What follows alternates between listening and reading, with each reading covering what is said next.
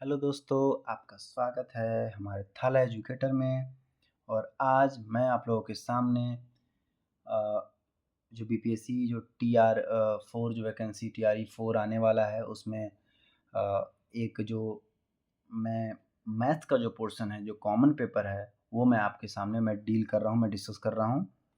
इसमें मैं आपको बता दूं कि आप जैसे पहले आप जान रहे होंगे कि जब आप जितने भी एक्सपर्ट्स के सिलेबस के बारे में आपने जाना होगा, उसमें आपको ये बताया गया होगा कि बीपीएससी का प्रीवियस ईयर का क्वेश्चन कर लो। तो मैं एक काम कर रहा हूँ कि जो मैथ्स का जो सेलेक्टेड जो क्वेश्चन ओनली से जो मैथ्स का पोर्शन पूछा गया, बस वही मैं क्या कर रहा हूँ कि यहाँ पे मैं आपको डिस्कस कर दे रहा हूँ। मेरे पास ये छोटा सा बोर्ड है, मैं उस बड़े वाले बोर्ड पे नहीं, मैं छोटे वाले बोर्ड पे कर दे रहा हूँ, ताकि देखते हैं कैसे सॉल्व होता है। तो ये हमारा पहला क्वेश्चन है, ये सीडीपीओ में पूछा गया था। और इसमें जो बीपीएससी सीडीपीओ का एग्ज़ाम लिए थे 2022 में, उसमें पीटी में पूछा गया था। तो ये क्वेश्चन था, इसमें इसके 2 मूल थे और निकालना था। तो कैसे निकालेंगे? फर्स्ट इंटू लास्ट जो सॉल्व करेंगे तो मल्टीप्लाई करने पे 12 हो जाना चाहिए और जोड़ने घटाने पे √6 आना चाहिए। तो आपको 6 चाहिए, 12 चाहिए जिसमें √6 होना चाहिए। क्या इसको ऐसे लिख सकते हैं आप? 2√6 और माइनस लिखोगे क्या? नहीं माइनस लिखोगे ना। तो चलो यहाँ पे पहले माइनस लिख के देखते हैं, √6 और यहाँ -6। क्या इसको ऐड करने पे 12 आ जा रहा है? मल्टीप्लाई करने में 12 आ जा रहा है? मल्टीप्लाई करोगे, अच्छा माइनस चाहिए ना, तो यहाँ प्लस लिखना पड़े तभी तो आएगा। चलिए यहाँ से 2 कॉमन ले सकते हैं, अब आ चुका है, क्योंकि आप इसको ऐड करोगे तो √6 हो जाएगा। अच्छा 1 मिनट, हमको √6 तो प्लस में चाहिए ना, तो इसको आप ले लो प्लस, इसको लेना पड़ेगा हमको माइनस लेना पड़ेगा। तू चलो निकलो यहाँ से, हट। तो 2 कॉमन लेंगे तो x, अरे यार यहाँ x तो छूट ही गया मेरा x। तो हमारा जो अब आंसर होगा 2x, मैंने कॉमन लिया, यहाँ बचेगा x, यहाँ बचा 2 तो मैंने बाहर ले लिया, बचेगा √6। यहाँ पे मैंने अगर √6 कॉमन लिया, यहाँ बचेगा x, यहाँ बचेगा प्लस में √6। जब मैं लूँगा तो 2x माइनस √6 और यहाँ कॉमन ले लूँगा तो बचेगा √6। ये तो करने आता ना भाई साहब आपको। तो यहाँ पे 2x इक्वल, यहाँ हो जाएगा 2x equal to √6, x equal to √6/2 और आप अब मेरा अगला आंसर हो जाएगा x इक्वल टू -√6। तो हमारे जो 2 आंसर आ जाएंगे, वो 2 आंसर कौन कौन आ जाएंगे? आपको यहाँ नहीं दिखा क्या? अब दिखा आपको? चलिए वेरी गुड। तो हमारा 2 आंसर कौन कौन आ जाएंगे? एक √6/2 और माइनस में, यानी ऑप्शन सी ऑप्शन आपका हमारा सही हो जाएगा। ऑप्शन सी हमारा सही हो जाएगा। तो ये क्वेश्चन था बीपीएससी में सीडीपीओ में पूछा गया था। चलिए हम दूसरी इसको कॉपी कर लीजिए आप, और तब तक आप इसको समझ लीजिए, और उम्मीद है कि इस टाइप का क्वेश्चन तो आपको अरे भाई बना ही तो लिए होंगे। तो ये क्वेश्चन देख लेते हैं। चलिए ये हो गया। चलिए इसको क्लीन करते हैं, मिटा दे इसको।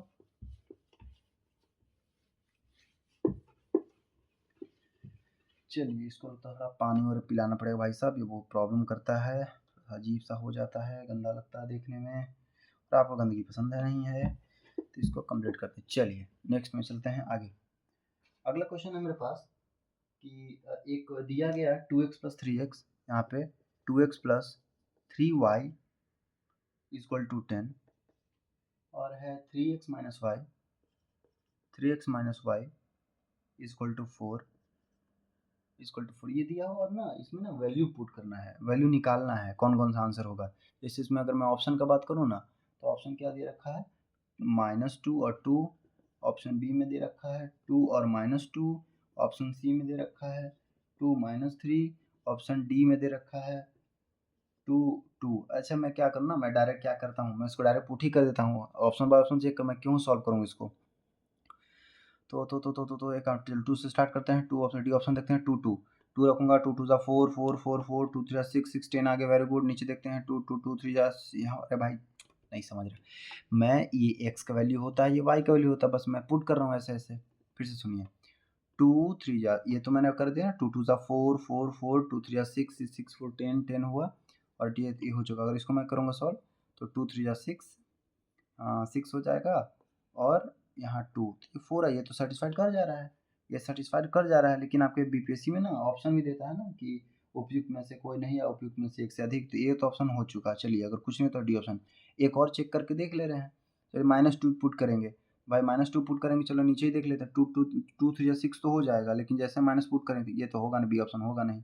इसको अगर मैं पुट करूँगा इसमें, अगर इसमें -2 को पुट करूँगा इसमें, तो कितना हो जाएगा, इसमें -2 पुट करूँगा तो हो जाएगा -4, और यहाँ पुट करूँगा 2 3 जा 6 नहीं आएगा मेरा, यानी कि यही काम करेगा, ऑप्शन डी ही सही होगा। ठीक है, ऑप्शन डी ही सही होगा। तो चलिए ये मेरा अगला क्वेश्चन का मेरा आंसर कौन सा आ गया, डी और आंसर आ गया सेकंड नंबर क्वेश्चन का। तो चलिए अगला क्वेश्चन की ओर चलते हैं। अभी हमारे पास उतना क्वालिटी गुड तो नहीं है, बट इतना इनफ है हमारे लिए, हम लोग के लिए थोड़ा, क्योंकि सीखना है हमें तो इतना काफ़ी है। चलिए अब देखते हैं आगे। अगला क्वेश्चन था तीसरा नंबर क्वेश्चन। तीसरा नंबर क्वेश्चन ये है कि 35 + 27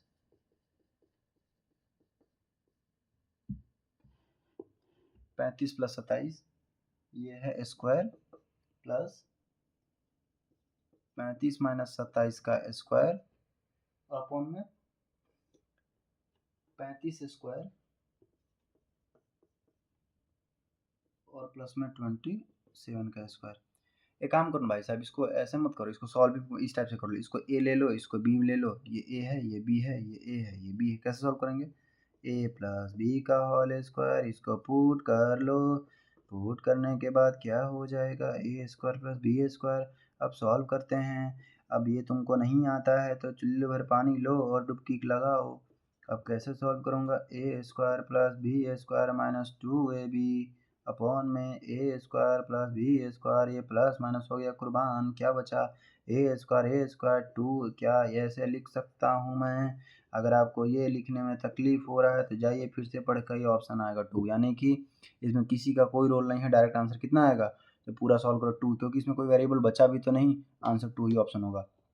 अच्छा ऑप्शन देख लेता हूँ, ऑप्शन कौन सा दे रहा था, 4 8 62, 4 था, 8 था, 62 था, 2 था, इनमें से कोई नहीं, तो ऑप्शन कौन सा हो जाएगा, 2 हो गया कंप्लीट। क्वेश्चन देख लो भाई, इस टाइप के पैटर्न का क्वेश्चन आपके एग्जामिनेशन में पूछ सकता है और बिल्कुल पूछने का चांस ज़्यादा है। चलिए आप लिखते रहना, अगर आपको देखना हो केवल कि किस टाइप का पैटर्न है तो आप देख सकते हैं। तो चलिए अगला क्वेश्चन की ओर चलते हैं, इसमें तेल थोड़ा लगा देते हैं। चलिए आगे अगला क्वेश्चन है, गांव की जनसंख्या 16,500 है, जो पॉपुलेशन है जनसंख्या ये 4 नंबर क्वेश्चन है ना, गांव की जो जनसंख्या है वो कितनी है भाई साहब, जहाँ गांव की 16,500 गांव की जनसंख्या है, और बोल रहा है कि वार्षिक 10% की वृद्धि होती है, तो 2 वर्ष बाद, यानी कि हर साल कितना वृद्धि हो रही है, 10% की वृद्धि हो रही है हर साल। तो बोल रहा है कि जब 10% की वृद्धि हो रही है तो इसमें क्या हो जाएगा, 2 वर्ष के बाद इसकी जनसंख्या कितनी होगी। तो ये क्वेश्चन समझो आप, इस टाइप का क्वेश्चन पूछा जा रहा है, पूछा गया था 2022 में, तो हो सकता है क्वेश्चन रिपीट कर जाए, फिर क्या करोगे आप। तो चलो इसको कैसा करेंगे हम, तो मेरे को पता है ना कि अगर 10 है जनसंख्या है तो 10% है, तो इसको मैं करूँगा तो 10% को लिख सकता हूँ कितना, 1/10। अगर बढ़ रहा है तो क्या होगा, 11/10, यही ना, इसका मल्टीप्लाइंग फैक्टर तो यही होगा। अच्छा भैया अगर आपको ऐसा करने नहीं आ रहा है ना, तो आप ऐसे भी कर सकते हो कि पहले मान लेते 100 होगा, 10% बढ़े हो तो 110 हो जाएगा ना, कितना में, 100 में। ठीक है, ये 0 0 कटेगा तो 11/10 बचेगा। तो मतलब 10% बढ़ रहा है, तो हमको पता है 10% का वैल्यू होता है 1/10, तो 10% बढ़ रहा है तो हो गया 11/10। तो 16,500 में 11/10, 1 साल 2 साल है तो 2 बार 11/10। ठीक है, कट 1 2 गया घरे, क्या बचा 165 × 11 × 11। जब मल्टीप्लाई करूँगा तो इसमें कितना आ जाएगा, 11 1 में 11, मैं मल्टीप्लाई कैसे करूँगा सर, देखो मैं इस 11 से 1 में पहले मल्टीप्लाई करूँगा, तो 11 1 में 11, बाकी 2 जीरो, 11 छक 66, 1 जीरो, 11 पचे 55, 5 6 5 11 की 1 हासिल 1, 6 1 7 1 8 और 1। देखा, अब मैं फिर क्या करूँगा, 1815 को 11 से फिर मल्टीप्लाई करूँगा, फिर से करूँगा, 11 पर 1 2 3 जीरो, 11 88 पे 2 जीरो, 11 11 पे 1 जीरो, और फिर 11 पच्ची 55, 5 6 8 1 9 8 1 9 1 19 9 6। ऑप्शन पता है क्या क्या दिया था, ऑप्शन दिया था पहला ही ऑप्शन 19 19 96 5 पहला ऑप्शन था, तो यही ऑप्शन हो गया डायरेक्ट। ठीक है, सवाल ये था किसी, मैं पढ़ दे रहा हूँ, एक गांव की जनसंख्या 16,500 है। यदि वह वार्षिक रूप से 10% की दर से बढ़ती है तो 2 वर्ष बाद इसकी जनसंख्या क्या होगी। ये क्वेश्चन था, मैंने इसको सॉल्व करा है।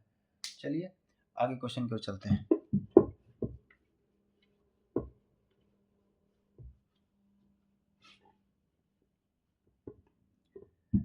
आप देख सकते हैं इस टाइप का पैटर्न पूछा जाता है। अगला क्वेश्चन है कि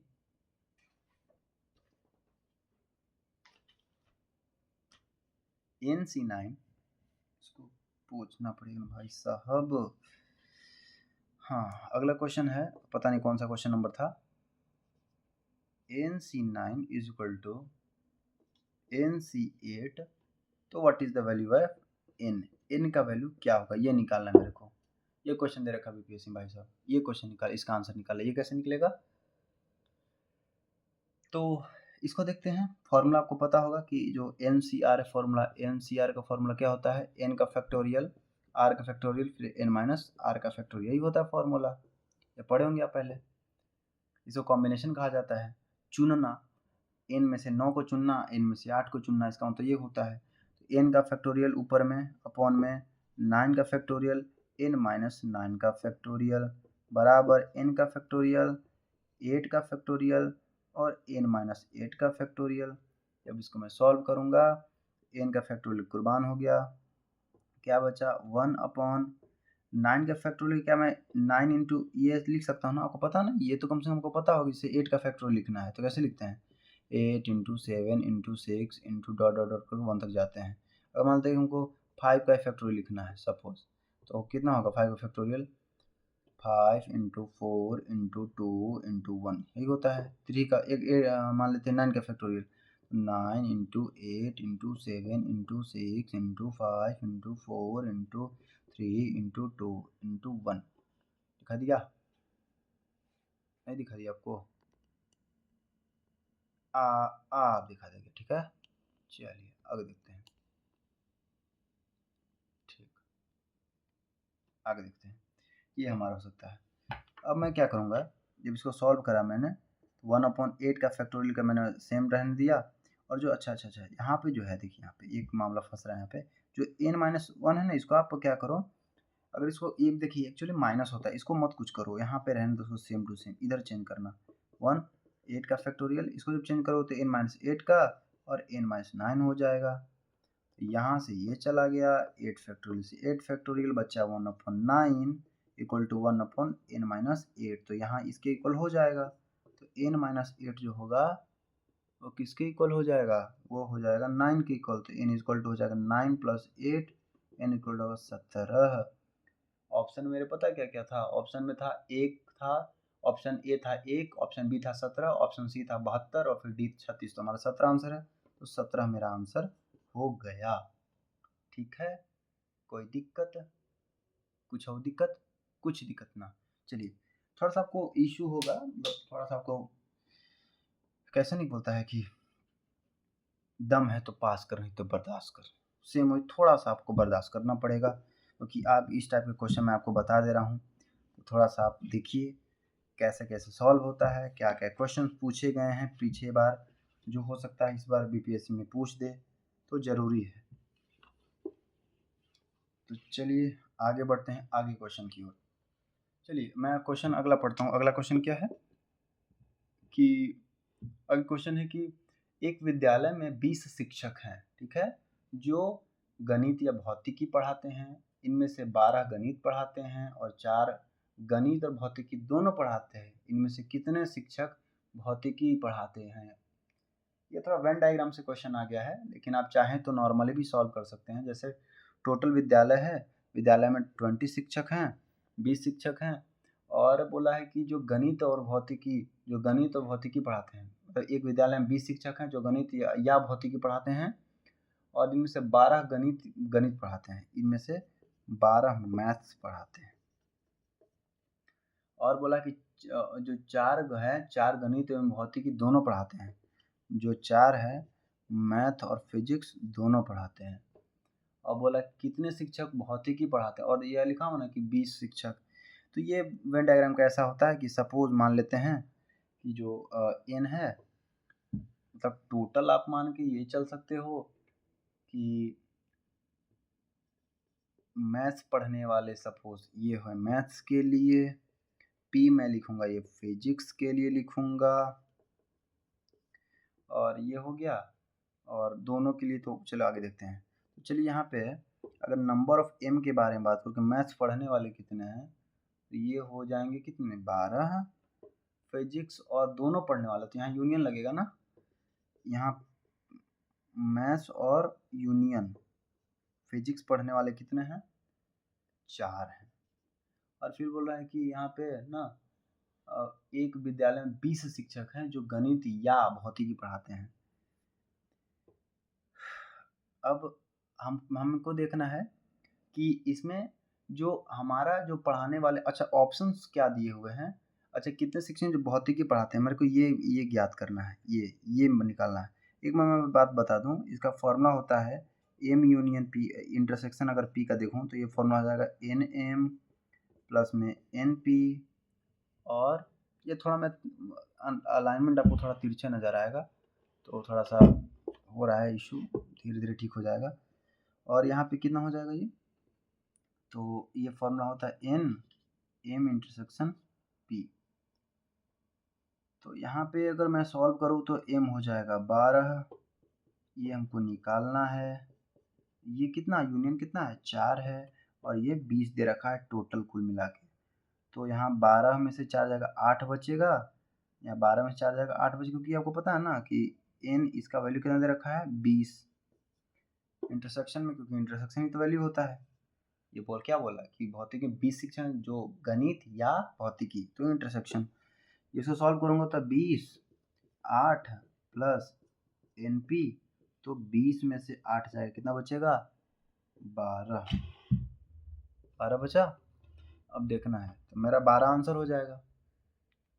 ये तब आप पॉसिबल है जब आपको कुछ कुछ फॉर्मूले पता होंगे। जैसे एक दो फॉर्मूला मैं लिख दे रहा हूँ, कैसे इसको आप देख लेना, स्क्रीनशॉट ले लेना, मैं बता रहा हूँ कैसे।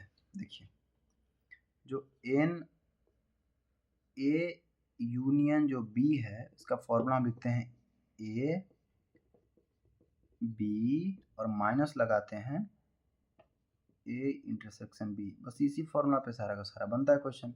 ये तब है यूनियन में जब सब पढ़ेगा, जब सब मिक्स होगा, ये अकेले अकेले है या आके कंडीशन ये दे रखा है। एक और क्वेश्चन है, लास्ट ही क्वेश्चन समझो आप इसको, क्योंकि 8 ही क्वेश्चन तो पूछता है ना, लगभग हम 8 क्वेश्चन चर्चा कर चुके हैं। तो ये क्वेश्चन जो है देखिए, जैसे इसमें समांतर श्रेणी है, अगला क्वेश्चन जो AP दिया हुआ है 5 11 17 ... 101वां पद क्या होगा, 605 लिखा हुआ है ऑप्शन, पहला ऑप्शन, दूसरा ऑप्शन 505, तीसरा ऑप्शन 405, चौथा ऑप्शन 305। चलिए a बराबर कितना है 5। अगर आप यहाँ पे आकर के, सॉरी आपको क्वेश्चन दिखा ना, अब दिखा 5 जो अर्थमेटिक प्रोग्रेशन है 5 है 11 है 17 है और 101, मेरे को 101वां टर्म्स चाहिए। अब देखिए अगर आप ये सोचो कि मैं आपको पूरा बेसिक से बताऊं ये नहीं, बिल्कुल ऐसे एग्जामिनेशन नहीं निकलेगा, ऐसा नहीं निकलता है। तो आपको ये करना है कि आप ये करोगे